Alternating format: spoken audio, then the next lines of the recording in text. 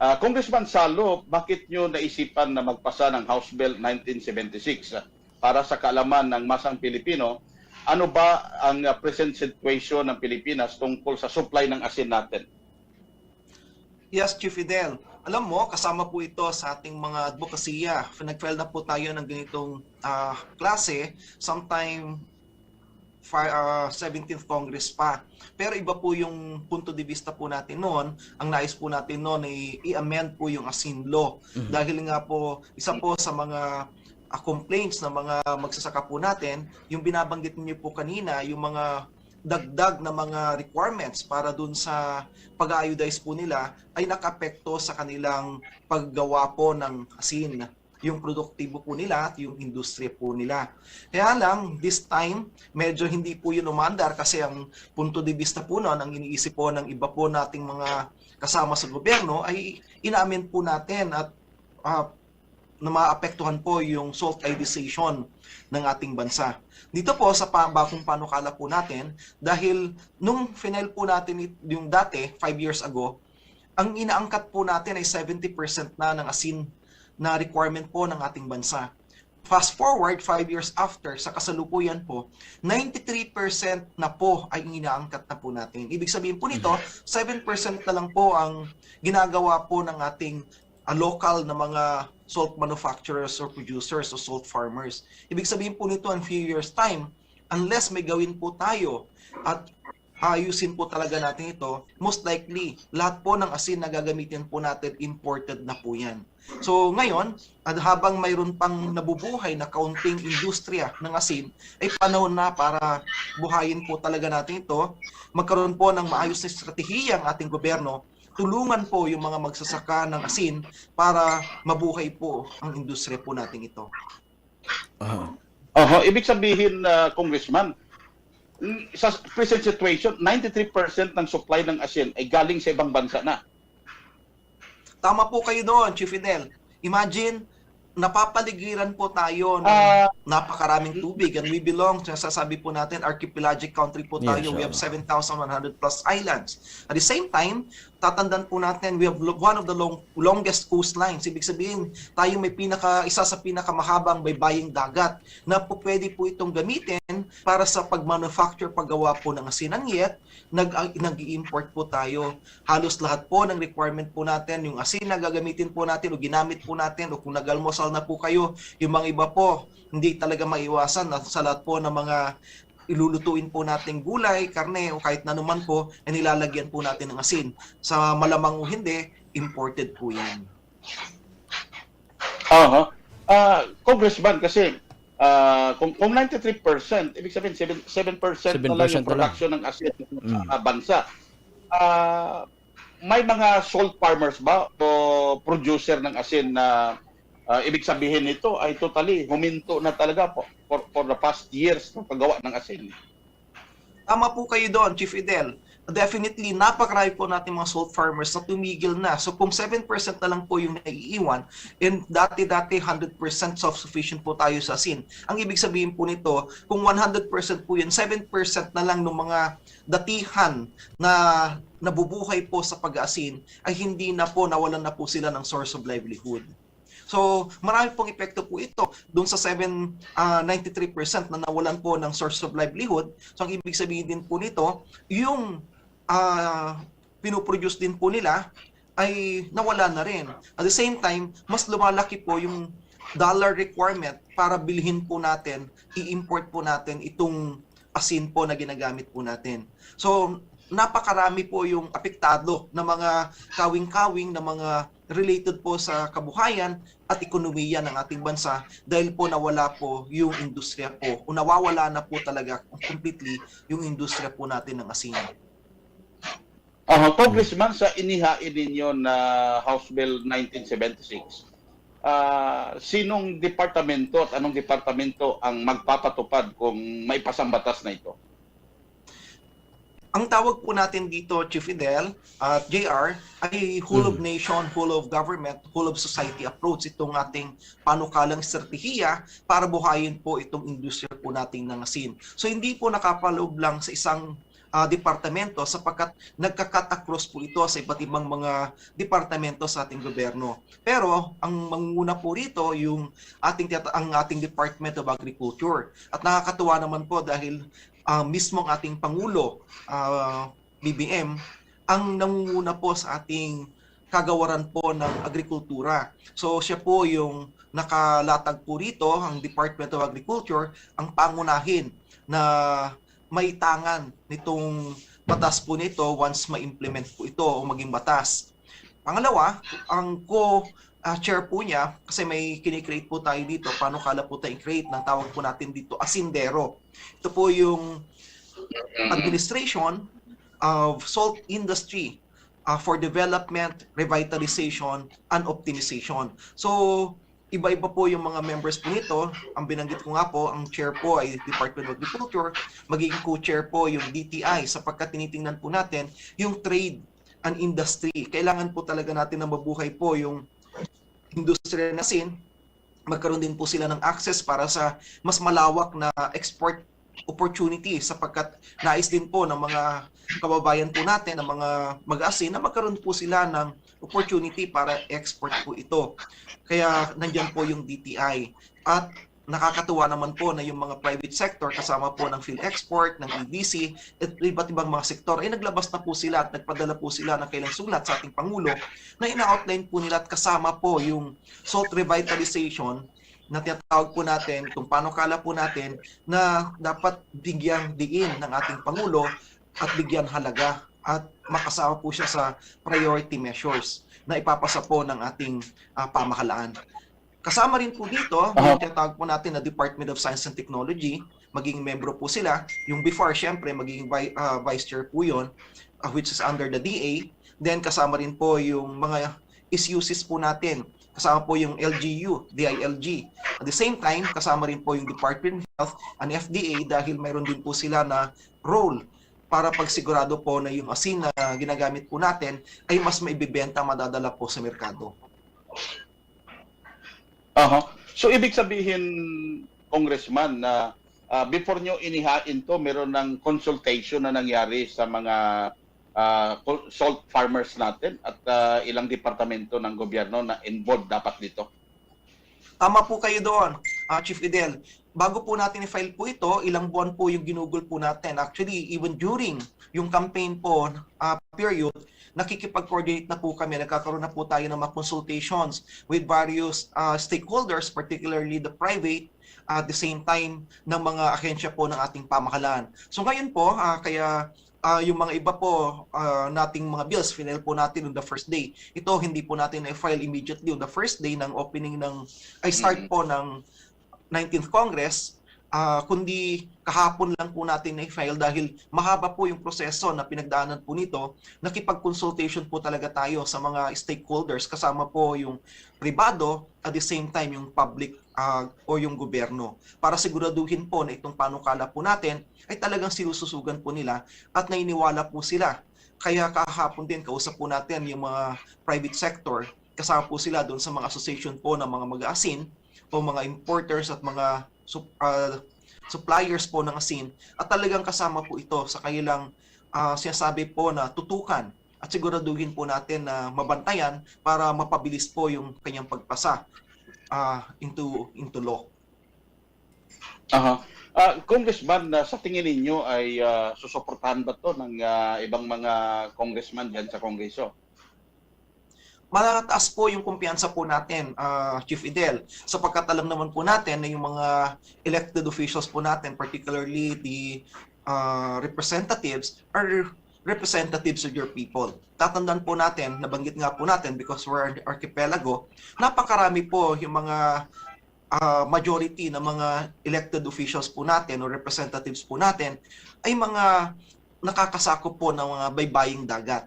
And definitely, ito pong panukala po natin will benefit yung kailang mga mag-asin. Sapagkat kung papansin po natin originally, talagang halos buong Pilipinas may mga mag-asin. Pero sa kasalukuyan, dahil 7% na lang po yung production po natin, ibig sabihin po nito 7% na lang din po yung nagsasaka po o gumagawa po ng asin.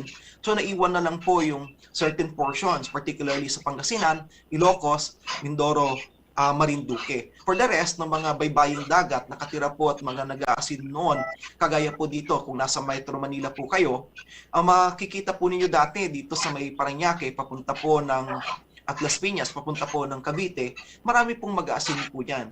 Pero kapag duman po kayo ngayon, wala na po, completely po yun. So ibig sabihin po nito, kahit sila po na dito po sa Metro Manila or karatig po rito, may mga constituents po sila na dating nabubuhay po o dating umaasa po sa pag-asin. So sila rin po ay nakaniniwala po tayo, definitely, kasama po sila doon sa talagang sususog po nitong panukala po natin. Congressman, kasi yung mga farmers talaga ng asin, talagang aminado na naapektuhan sila dito sa asin law para maging iodized salt. Maaari bang matalakay ito na merong panutuntunan o yung maging basihan na ang gagawin nilang asin ay maging raw material siya na hindi iodized salt at doon ipapasa or ibigay sa talagang yung mga malalaking negosyante na ng asin na sila na yung mag-iodize para mas madali. Yes, ganito po, kailangan natin linawin po ito dahil medyo komplikado po o sometimes nagiging rason po ito para hindi po ina-acknowledge po ng ibang mga health advocates yung sinasabi po natin. Kailangan po natin linawin na hindi po natin pinapalitan yung konsepto po ng salt iodization. Sinasabi pa rin po ng batas po ito at kinikilala po natin, inaangklahan po natin yan na mananatili po yung ating salt iodization na batas. Ang ginagawa lang po natin dito, kasama po doon sa pag-develop, pagbibigay po at paglalagay po ng investments dito po sa paggawa po ng asin, ay magbibigay po tayo ng espasyo para doon sa mga maliliit po na mag-asin na magkaroon po sila ng access sa merkado. Tama po yung binabanggit po ninyo, Chief Idel, sapagkat dahil po doon sa salt iodization, nahirapan po yung marami po sa mga maliliit po natin na mag-comply po doon. So kasama po rito ay talagang iigtingan po natin yung pagtitraining po sa kanila para makapag-comply po sila doon. At the same time, magbibigay po tayo ng espasyo sa kanila dahil sa kasalukuyan, hindi talaga sila makapagbenta ng uniodized salt sa merkado po natin. Which is unfortunate kasi we create an irony dahil yung mga uniodized salt ng ibang bansa, malaya po na naibibenta po sa mga ibang mga establishmento po natin. Pero yung sarili po natin ng iodized salt, hindi po nila maibenta. So dito po sa panukalang batas po natin, Chief Fidel, naglagay po tayo ng exemption. Saan nila pwedeng ibenta po ito? Doon sa mga tinatawag po natin ng mga gourmet stores. At the same time, kapag this is for export, klaro po na hindi mo kailangan ng i-iodize. Kasi alam natin na for export at may mga bansa na talagang tumatanggap po at bumibili po ng uniodized salt.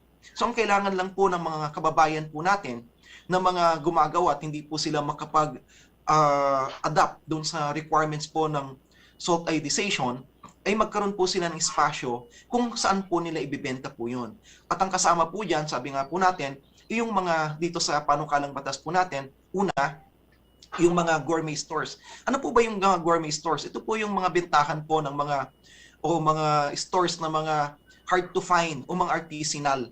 So may mga alam po na tayo na mga restaurants na gumagamit din po talaga ng uniodized salt dahil masisira po yung kanilang luto doon kapag ginamitan po nila ng iodized salt. So saan sila pwedeng bumili? Doon sa matinatawag po natin ng mga gourmet stores. Pangalawa, magkakaroon po ng certain exception din yung mga manufacturers ng mga pagkain na masisira po yung kanilang recipe kung gagamit po sila ng iodized salt. So paano yung gagawin po nila? Kakailanganin lang po nila na magrehistro sa Food and Drug Administration para siguraduhin na hindi po ito makakapekto doon sa tinatawag po natin na asin law po natin doon sa nutrients na kukuha po natin, but at the same time yung gagamitin po nila na asin would be uniodized.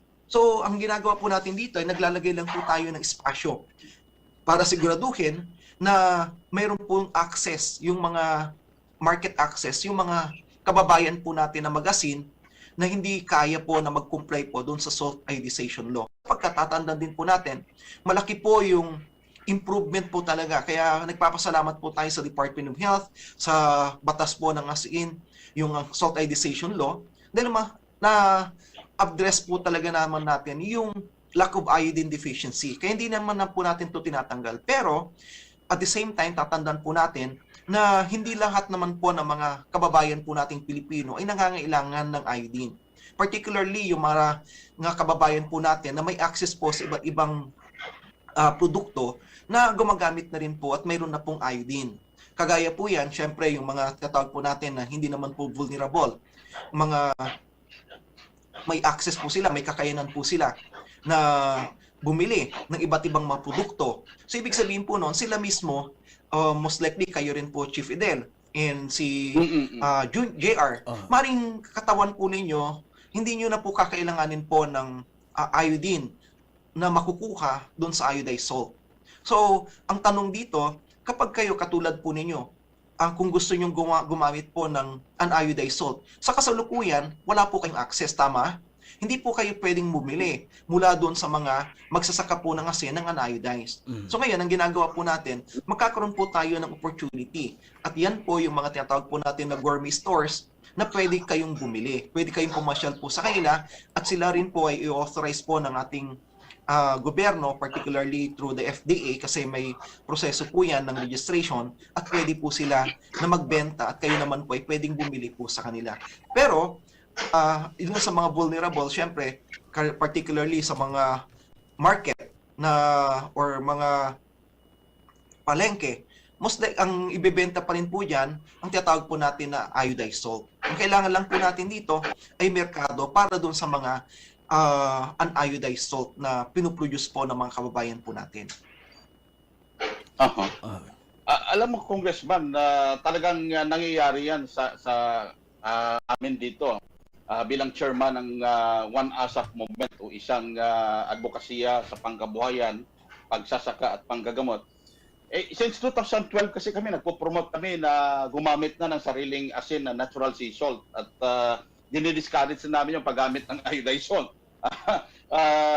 Dito sa campaign na to, lalo na kung may hypertension ka, ang problema lang talaga sa amin, hindi kami makapag-market ng hindi iodized salt.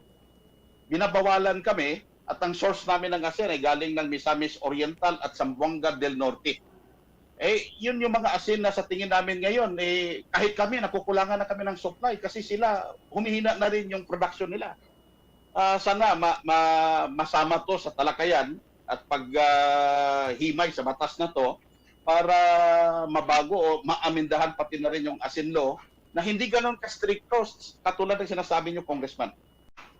Tama po kayo doon, Chief Idel. Yan po ang isa sa primary considerations po natin nung pinag-isipan po natin talagang mabuti itong panukalang batas po natin. Bigyan ng espasyo yung mga kababayan po natin, kagaya po ninyo na ang aim din po ninyo ay bigyan ng merkado yung mga gumagamit po o gumagawa po ng asin na uniodized. So mangyayari po yan, bibigyan po kayo ng espasyo kung kayo po ay kumukuha po doon at kailangan po ninyo ng i-market para hindi po kayo hulihin. Sa ngayon, hulihin po talaga kayo kapag hindi po iodized yung ibibenta po ninyo. Pero with this particular proposal, bibigyan po kayo ng espasyo. So mayroon pong proseso para magrehistro at makapagbebenta po kayo nung uniodized salt. Kasi tatandaan din po natin, yung mga pupunta rin po doon sa mga tinatawag po natin na gourmet stores. Kung magbubukas po kayo ng isang gourmet store po ninyo para doon sa mga uniodized salt, ang pupunta rin naman po sa inyo, hindi po yung mga vulnerable sectors. Ibig sabihin po, yung mga pangkaraniwang tao na talagang mga ilangan po ng iodine sa kanilang katawan. Pero ang mga pupunta po sa inyo, most likely yung mga professionals, mga tao na may kaya, at sila po yung bibili po sa inyo. So, ibig sabihin po nito, ang kailangan lang ay spasyo. Magkaroon po ng opportunity para i-market po yung panindang uniodized salt doon sa mga hindi vulnerable sectors ng society. At the same time, sabi nga po kanina, bibigyan ng spasyo po sila para malaya po nila ng export yung kanilang mga produkto, yung binabanggit po ninyo sa Misamis Oriental, na gumagawa pa rin po sila ng asin. Of course, requirement po, nag-iodize po yon sa ngayon. Pero, dito po sa sinasabi po natin na panukalang batas, pwede po nilang i-export ngayon kahit hindi po iodized. Sapagkat at the end of the day, hindi naman po yun intended for the local market. Intended po yun sa mga ibang bansa na maaring kapareho din po ng ilang tao po sa Pilipinas, hindi po nila sila nangangailangan po ng iodine sa kanilang katawan. Mhm.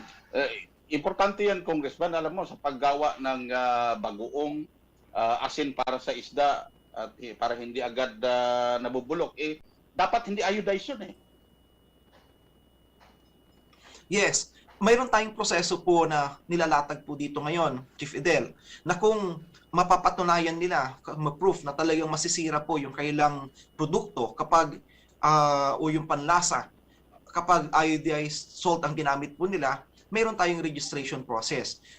Ito po yung pagbibigay din po ng espasyo o puwang para mabigyan po sila ng pagkakataon na gumamit po ng uniodized salt. Congressman, si partner GR may katanungan po sa inyo. Yes, JR. Yes, Congressman Ron, nabanggit mo nga kanina no, itong pag-import. Dahil napakinggan ko o napanood ko sa isang interview, sabi ng Department of Agriculture, hindi daw lahat ng salt farmers ay kayang gumastos po sa paglalagay ng iodine at kulang din ang kanilang kaalaman no, na mag-iodize. Mahirap din ang proseso dahil dagdag raw ito sa puhunan. Asahan ba natin, Congressman Ron, na itong 7% ng mga lokal na mga mag-aasin, tataas pa ito? Yun po yung inaasahan po natin, JR, po rito, sapagkat dalawa po yung strategiya po natin dito at complementary po ito. Siyempre, ni-encourage po natin yung local na mga private sectors, lalo na po yung mga mag-asin sa kasalukuyan na talagang bigyan po sila ng higit na tulong ng gobyerno, particularly sa financial, at the same time yung mga training na pwedeng ibigay po ng ating pamahalaan para maka-access po sila, para maka-develop po sila ng kailang mga salt farms o mga asinan. At the same time, in-encourage po natin, hindi lang in-encourage, kundi minamandato po natin ng ating gobyerno na mag-identify at mag-construct ng mga salt farms. So, ibig sabihin, dalawa pong approach po ito. Both the private at the same time yung gobyerno mismo. At yung mga magagawa naman po ng gobyerno ng mga salt farms, identified at kukonstruct po nito, hindi naman po yung gobyerno yung magpapatakbo po nito, kundi ibibigay po, ipapalis po o papaupa doon sa mga natawag po natin ng mga qualified farmers, salt farmers. And priority po dito, yung mga malilit po natin na mga salt farmers. So ibig sabihin, yung mga traditionally dati na nag-aasin, at kumikita po sila at nabubuhay po sila sa paggawa po ng asin, sila po yung talagang direct na magbibenepisyo po nito. Kasi, at the end of the day, sila na po yung may kaalaman, sila po yung may quote-unquote experiensya, karanasan din po sa pag-asin. So kapag ngayon po kasi, walang gustong magbukas, at the same time, unti-unti, kagaya po ng binabanggit po ninyo, dahil mahal, at the same time, maraming mga pulisiya na at the end of the day, hindi po nila kayang tugunan. Pero dito sa panukala po natin, ina-address po natin yung mga challenges po nito. And particularly, yung gobyerno mismo will take the lead at siya mismo yung magpapagawa ng mga asinan, pero hindi siya mag-ooperate. Ibibigay po niya later on, ipapalis po niya dun sa mga salt farmers po natin. Okay, talaga namang inaalat no, itong mga mag-aasin natin. Oo. At medyo mababa talaga itong 7%, Congressman Ron. Napakababa talaga. Chief? Congressman, gusto kong iparating sa inyo ito. Merong nag-share sa atin from Leyte. Sabi niya, noon daw sa Leyte, halos sa bahay doon na nasa baybayin lang gumagawa ng asin at maibenta nila. Ngayon, hindi na daw nangyayari dahil sa iodinization law. Totoo po yun, Chief Idel. Kaya nga po natin pinapanukala po talaga ito para bigyan po sila ng espasyo, mag-guide po sila, mabigyan po sila ng suporta ng ating pamahalaan at maiayos po yung pulisiya. So ang aim po talaga natin, sila po na mga dating nag-aasin at nawalan po sila ng kabuhayan dahil po doon sa salt iodization law, ay mabigyan po ng pagkakataon po ngayon para muling mabuhay po natin yung industriya po ng asin. Kausap ko nga po kahapon, binanggit ko kanina, yung salt industry, yung mga producers at tinataya po nila na around 100,000, at least 100,000 mga kababayan po natin ang talagang magbe-benefit directly dito sa batas po nito kapag naging batas. So ibig sabihin, yung may nabanggit po ninyo mula dyan sa mga bayan ng Leyte na dati mag-asin, ay sila rin po ay kasama po doon sa statistika na tinataya po natin na talaga magkakaroon po ng opportunity na mabuhay muli yung kabuhayan po nila. Congressman, maraming salamat po sa pagpapaliwanag sa inihain yung House Bill 1976 at nawa ay maging open-minded yung ibang kongresista para suportahan to at ganoon din sa Senado. Nandito po kami para subaybayan ang panukala ninyo papuntang Senado, Congressman. Ay, maraming salamat po, Chief Fidel. Papasalamat po ako sa mga katulad po ninyo na pareho rin po tayo ng advokasya, pareho po tayong naisin na talagang palaguin po ang industriya po, local industry po natin, particularly kasama po yung asin. Nagpapasalamat po tayo sa inyong pagkakataong ibinigay para madiscuss po ito at inaasahan po rin po na tuloy-tuloy po natin ito na bantayan. Samahan niyo po ako dahil alam naman po natin na yung pagpapasa po ng batas ay hindi po ito madali. Mahabang proseso po ito at matagal.